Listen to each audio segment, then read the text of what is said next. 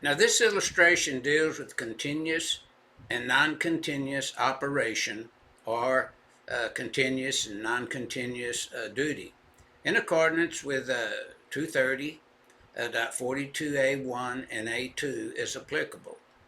Now, in the called out information of the illustration, if we're sizing the overcurrent device and the conductors for the service, then 230.42A1 and 230.90A is used.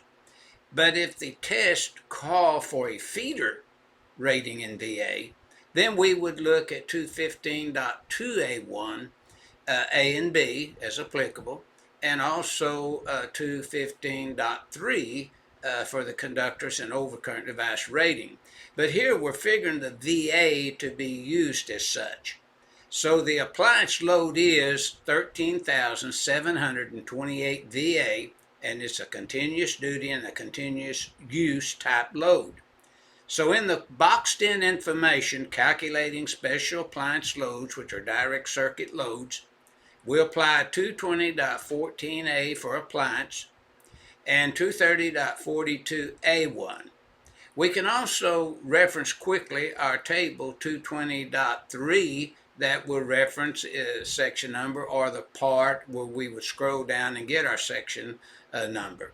So we could also, for figuring the VA and load, we could look at table and reference table 220.3 to get some information there on where to go and find our section that would deal with the percentage used to calculate a continuous or non-continuous load.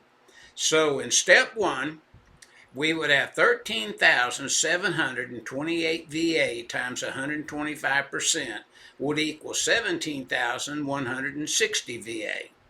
Now that's for continuous duty.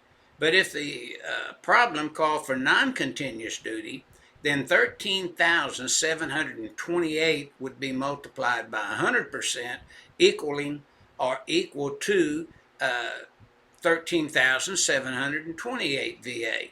So our figure 2-11 is simply illustrating how to calculate the load based upon the load being a continuous or non-continuous load.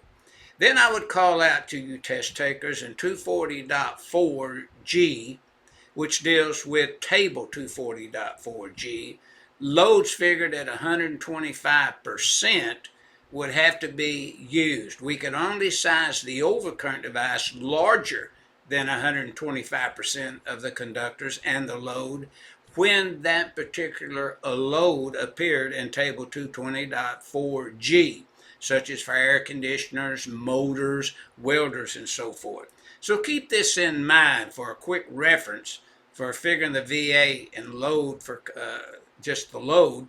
Look at table 220.3. But when sizing that overcurrent device greater than 125% to allow loads to be able to start and run and so forth, be sure you would review table 240.4G.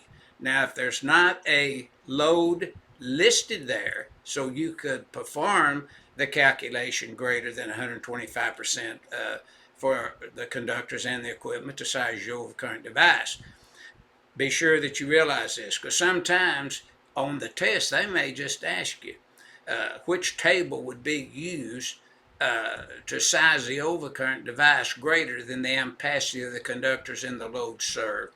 So